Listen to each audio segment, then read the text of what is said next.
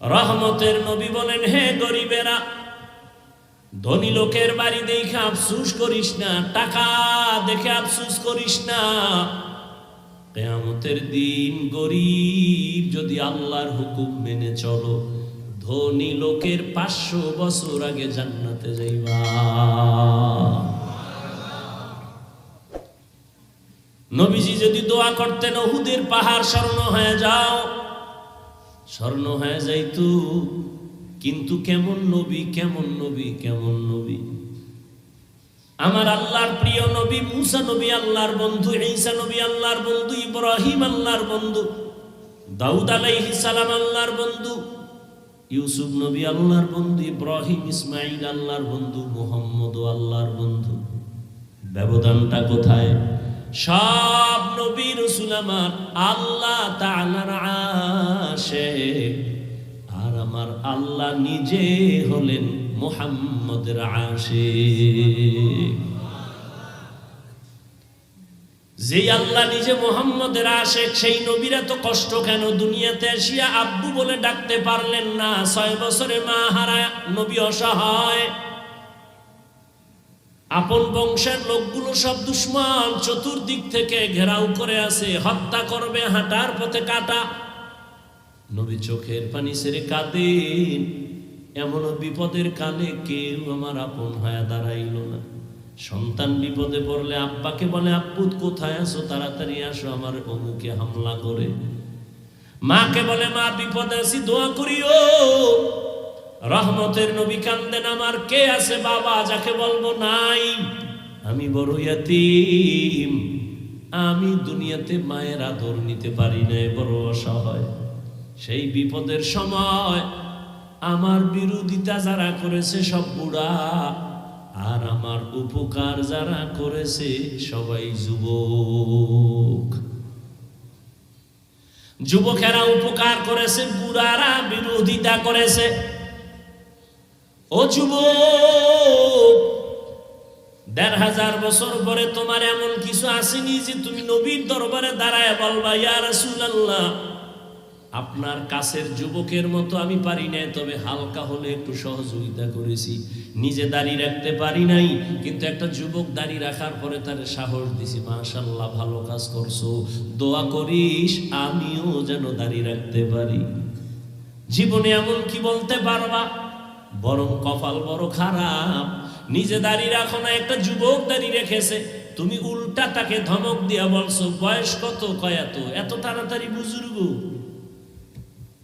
এমন ভাবে তুমি হিট করছো, লোকটা কেমন যেন লজ্জা পেয়ে গেল যে দাড়ি রেখে আমি ঠকলাম, আমার জীবন ধ্বংস হয়ে গেল। এমন কপাল কেন তোমার খারাপ? আসলে এত বয়ান বয়ান বয়ান, সবাই তো বয়ান জানেন, মিথ্যা বলা হারাম, গালি দেওয়া হারাম, বেপরদায় নাচ গান দেখা হারাম, শোনা হারাম, গীবত করা হারাম, মা বাবার সাথে বেয়াদবি হারাম, চুরি করা হারাম, ডাকাতি করা হারাম, জুলুম করা হারাম, ভাইয়ের হক নষ্ট করা হারাম, বোনের হক নষ্ট করা হারাম। সব জানেন, নামাজ পড়া 5 ওয়াক্ত ফরজ, মাঝে মাঝে ছেড়ে দেওয়া যাবে, তাও জানেন ছেড়ে দেওয়া যাবে না। সব জানেন, এরপরও কেন আমল নাই? এর একমাত্র কারণ, যার জন্য ইবাদত করবেন তারে আপনি চিনেনই না, আর যে যাকে চিনে না সে তাকে মানে না। যে যাকে চিনে সে তাকে মানার মতো মানে। বলে কেমন? বলে জীবন দিতে রেডি। আরে ভাই, আপনিও তো মুসলমান, আমিও মুসলমান, আপনার আমার আল্লাহ এক নাকি 2? আপনাদের নবী আমার নবী, আপনাদের কাবা আমার কাবা এক, ধর্ম এক, কালেমা এক, কাবা এক, কোরআন এক, হাদিস এক। দুনিয়াতে আসছি সিস্টেম এক, বিদায় বেলা কাফন হবে 3টা, তাও এক, কালার আলাদা। কালার আলাদা? আমগো হুজুরদের কালার একরকম, আপনাদের আর এক রকম। কে হুজুর, কে হুজুর না, কে ধনী, কে গরিব, কে আলেম, কে মূর্খ, কে কোন লাইনের, কে গোলাম, কে মালিক, ব্যবধান নাই। সবার বেলায় 3টা কাফন, কালার হবে সাদা। কাফনের উপরে লেখা থাকবে এমপি সাহেবের লাশ, টাকাওয়ালার লাশ, হুজুরের লাশ, লেখা থাকবে। আজকে আমি বক্তা বক্তা যত ভাব দেখাই না কেন, তুমি টাকার যত ভাব দেখাও না কেন, যেদিন সাদা কাফনে ডুববি সেদিন সব বাহাদুরি শেষ হয়ে যাবে। কোটি টাকার মালিক দেখো অভাব হয় না দূর, গরিব ঘুমায় আরাম করে মনটা বাহাদুর। ফেরাউনের লাশটা দেখো মিশর জাদু ঘরে, খায় না মাটি পোকা মাছি সবাই ঘৃণা করে।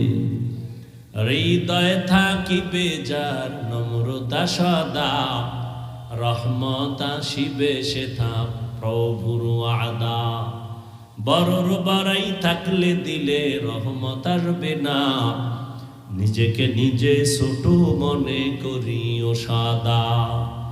উঁচু জমিন থেকে পানি নিচু জমিনে যায়, তেমনি খোদার রহমত আসে নম্রতার হৃদয়। ভোগবিলাসের বাড়ি গাড়ি পরে রবে সব, থাকতে সময় স্মরণ করো আল্লাহ আমার রব। দুনিয়াতে আসছি বিদায় বেলা কাফন তিনটা, তাও এক কালার, এক কবরের সাইজ একটু আলাদা।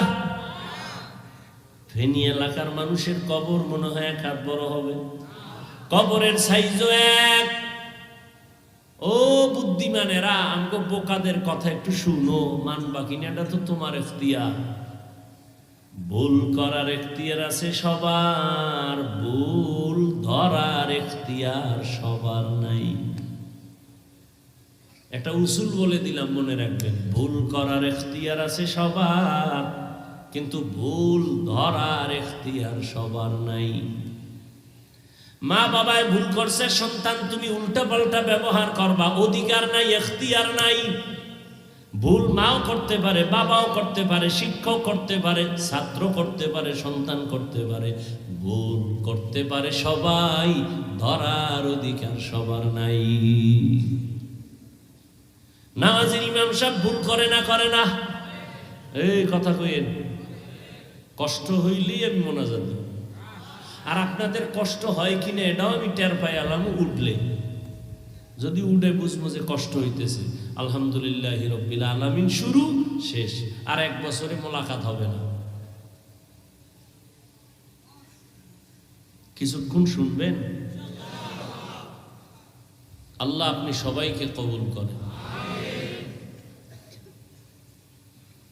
ইমাম সাহেব নামাজে দাঁড়াইছে, ভুল হতে পারে না, পারে না? ইমাম মাইক কানে লাগায় কেরাত শুরু করছে, পাশে চায়ের দোকান আছে না? চায়ের দোকানে কয়টা বেনামাজি বয়ে বয়ে চান পান করে আর বিড়ি টানে, নামাজে যায় না। ইমামের তেলাওয়াত কানে আসতেছে, আল্লাহর কুদরতি পরীক্ষা। ইমাম সাহেব আলহামদু সূরার মধ্যেই ভুল করে ফেলেছে। বেনামাজিটি হচ্ছে না, একটা চায়ের কাপ ফালায় করলো কি ইমাম সাহেব, লোকমা দিয়া লই। জানালা দিয়া তাকায় একা ইমাম সাহেব করলেন কি? কি দিছে? লোকমা। মাসালা জানেননি? চায়ের দোকানওয়ালা লোকমা দেওয়া হালাল না বেয়াদুবি? এটা লোকমা না বেয়াদুবি? ওই বেনামাজির লোকমা দেওয়াও জায়েজ নাই, ওর লোকমা দিলে ইমাম সাহেবকে নেওয়াও জায়েজ নাই। কিন্তু ভুল হইছে, লোকমা দেওয়া লাগবে নি। কারা দিবে? মুক্তাদি মুসল্লিরা দিবে, মানে সব মুসল্লি একসঙ্গে চিল্লে উঠবো না। একটা নিয়ম আছে। কি নিয়ম? ইমামের বরাবর পেছনে একজন যোগ্য ব্যক্তি দাঁড়াবে, টাটকা সুদখোর, তাই তো? এমন একজন ব্যক্তি পেছনে দাঁড়াবেন, যে ব্যক্তি বুঝতে পারে ইমাম সাহেবের জের জবর একটু যদি উল্টা পাল্টা হয়, অর্থ উল্টায় যাবে, এটা বুঝার মতো মেধা নিয়ে ইলমওয়ালা পেছনে দাঁড়াবেন। 4 রাকাত নামাজের মাঝখানে গিয়ে ঝামেলা যদি হয়, তাহলে ইমাম সাহেব পেছনে আসবেন, যোগ্য ব্যক্তি পেছন থেকে গিয়ে নামাজ বাকিটা শেষ করবেন। বাহিরের কেউ লোকমা দেওয়া জায়েজ নাই, দিলেও নেওয়া জায়েজ নাই। এটা লোকমা না, এটা বেয়াদবি, গাদ্দারি। ঠিক জমিনের মধ্যে উলামায়ে কেরাম যদি ভুল করে ফেলেন, ভুল যদি হয়ে যায়, তুমি আউযুবিল্লাহ পারো না, বিসমিল্লাহ পারো না, তোমার ভুল ধরা জায়েজ নাই। তুমি যদি চালাকি কইরা কও আমি ভুল ধরছি, এটা ভুল ধরা না, চূড়ান্ত গাদ্দারি আর বেয়াদবি। উলামায়ে কেরামের ভুল ধরার আলেম নাই। তুমি কোন জগতের বেয়াদব? কে বলেছে তোমাকে আলেমের বিরুদ্ধে লিখতে? কে সাহস দিয়েছে তোমাকে? লিখে রাখো, মরার আগে পঙ্গু হয়ে যাবে, লিখে রাখ। মা বাবার সাথে বেয়াদবি করবি, আল্লাহর কাছে মাপ চাইলেও তোর ক্ষমা নাই, কারণ বান্দার হক। আল্লাহ ক্ষমা দিবেন না যতদিন পর্যন্ত মা বাবা ক্ষমা না দিবেন। শিক্ষকের সাথে গাদ্দারি করবি, অন্তর দিয়ে যদি বরদোয়া চলে আসে, ক্ষমা নাই, মরার আগে মরে যাবি। মরার আগে মরা মানে রুহু থাকবে, দেহ থাকবে না, পঙ্গু হয়ে কাঁদবি, চোখের পানি মোছার লোক পাবি না। উলামায়ে কেরামের সাথে বেয়াদবি, মরার আগে পতন চলে আসে। যতক্ষণ পর্যন্ত ওস্তাদ ক্ষমা না দিবে, শিক্ষক ক্ষমা না দিবে, আলেম ক্ষমা না দিবে, আল্লাহ দিবেন না, এটা বান্দার হক। এত বয়ানের পরেও এগুলো আমরা সবাই জানি, তারপরও কেন মিথ্যা কথা গুনাহ মনে কইরা বলি? কারণটা কি? একমাত্র কারণ, যারে ইবাদত করব তারে আমরা চিনি না। অথচ আপনার আল্লাহ, আমার আল্লাহ এক, নবী এক, কোরআন এক, কাবা এক, ধর্ম এক, কাফনের কাফন এক, কালার এক, কবর এক, প্রশ্ন হবে কবরে তিনটা, তাও এক। রবের পরিচয় দাও, ধর্মের পরিচয় দাও, রাহমাতুল লিল আলামিনের পরিচয় দাও। আমাকেও যেই প্রশ্ন, আপনাদেরও সেই প্রশ্ন। এক না হুজুরগো আলাদা? সবার প্রশ্ন এক। অথচ দুঃখ,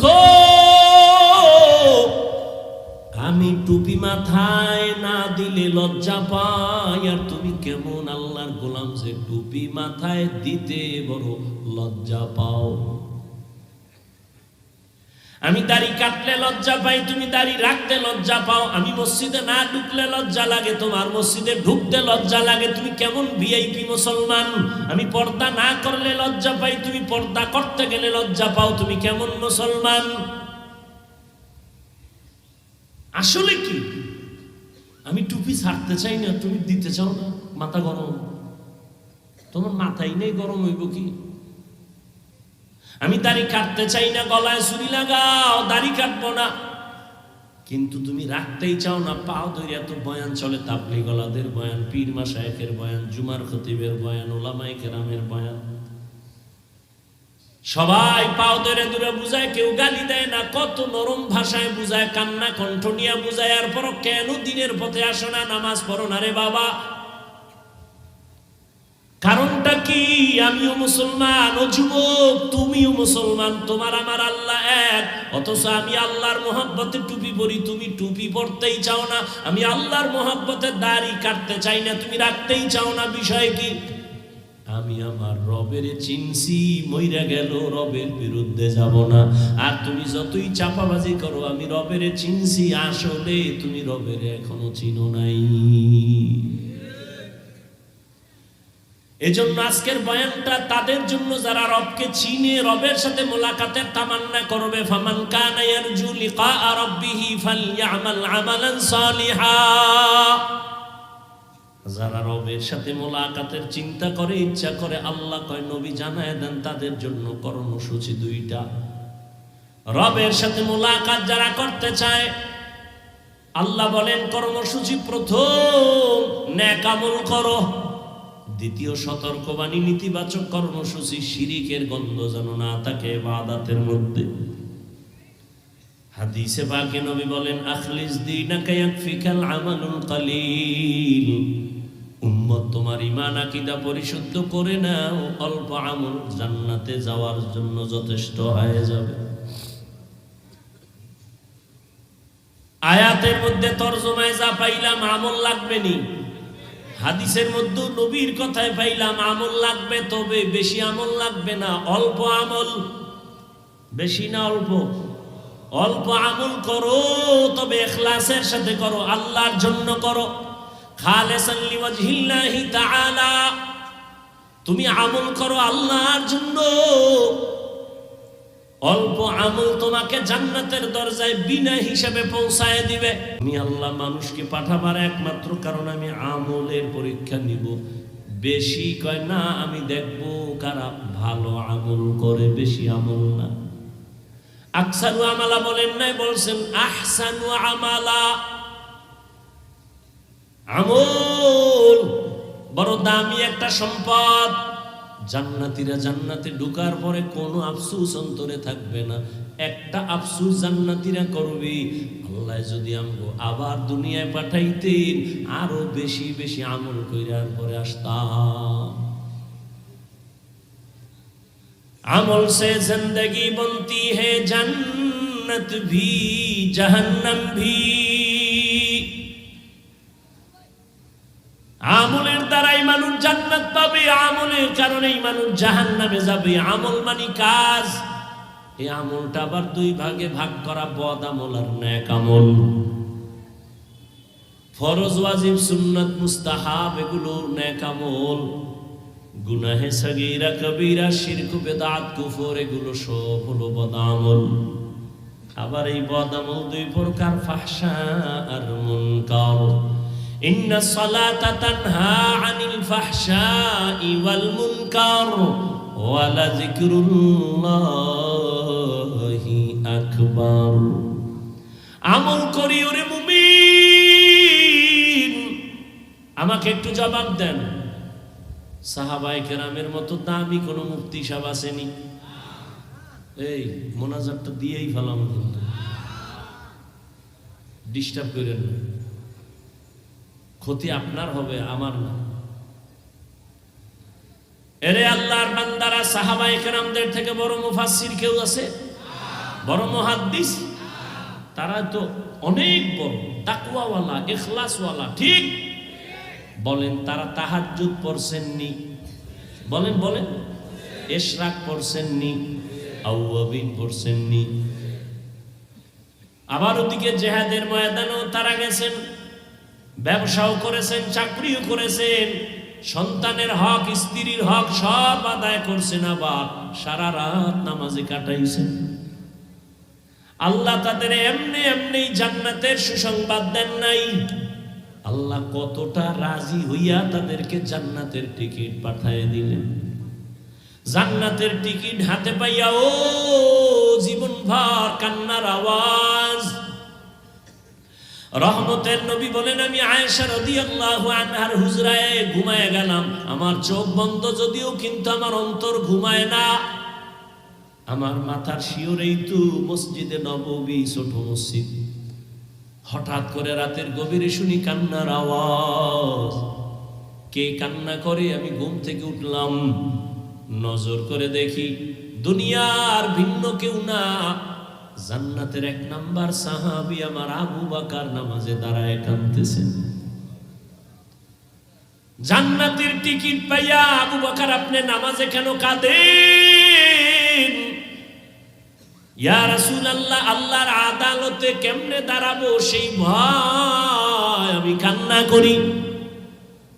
জান্নাতের টিকিট না পাইছেন?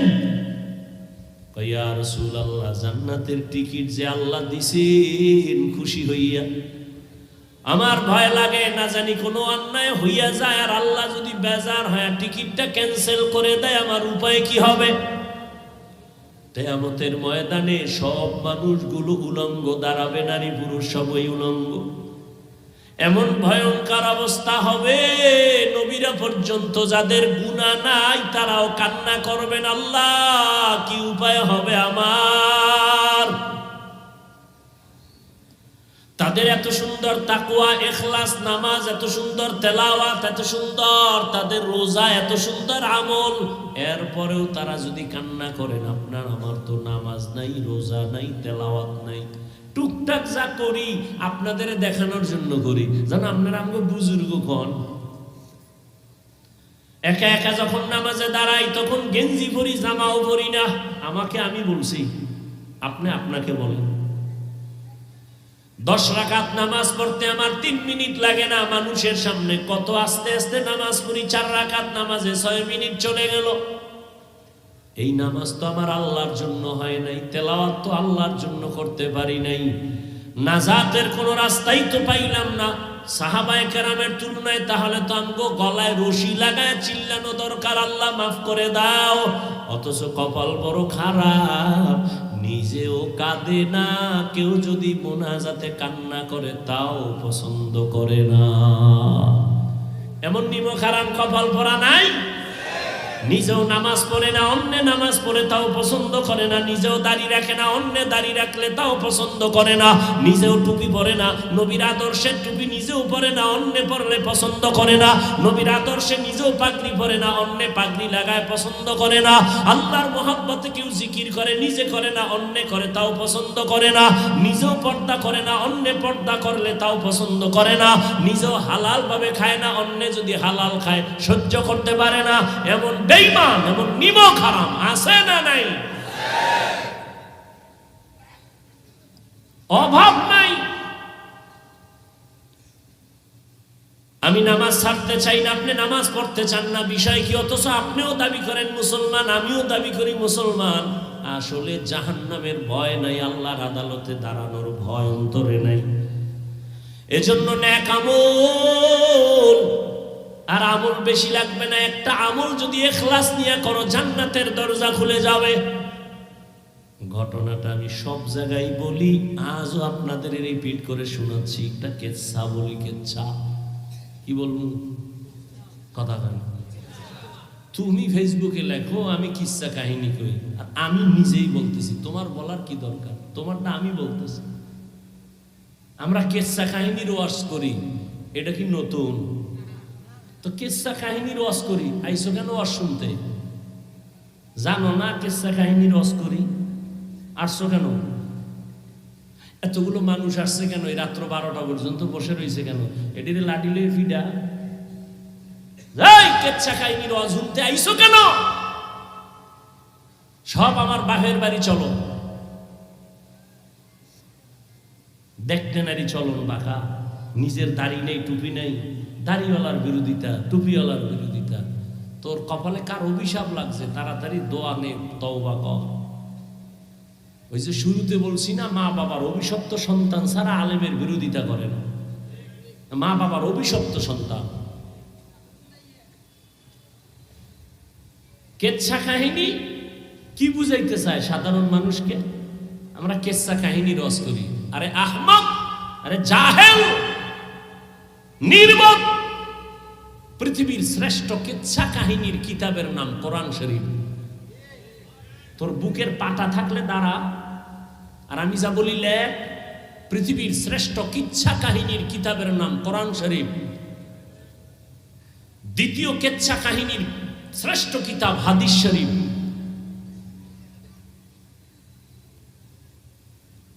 এবার উলামায়ে কেরাম সাক্ষী দিবেন আর এরা দেখবে। কোরআন শরীফের মধ্যে বাঘের কেচ্ছা নাই? ওলামায়ে কেরাম বলেন, যারা আলেম আছেন বলেন।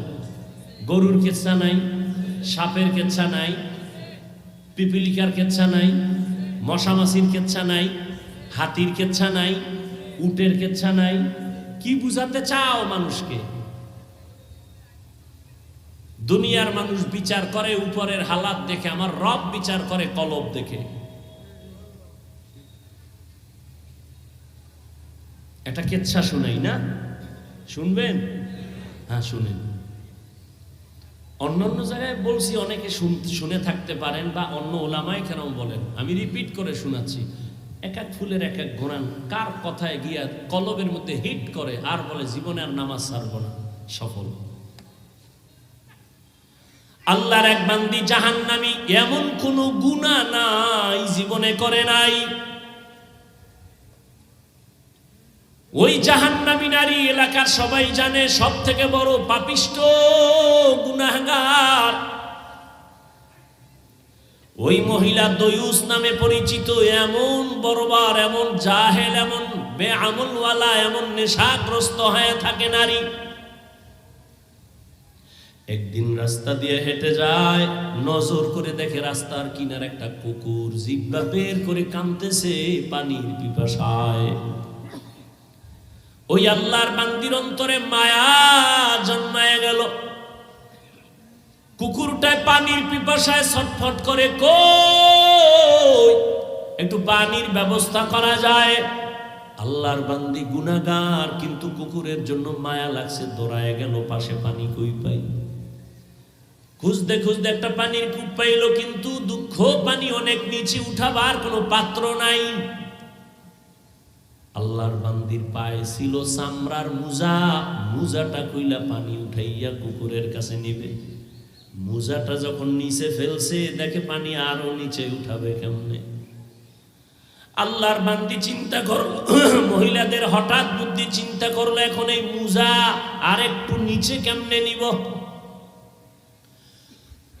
কোন রশি টসি নাই, হঠাৎ মাথায় বুদ্ধি চলে আসলো তার, ওই জাহান্নামী নারীর মাথায় একটা বড় ওড়না পেঁচানো।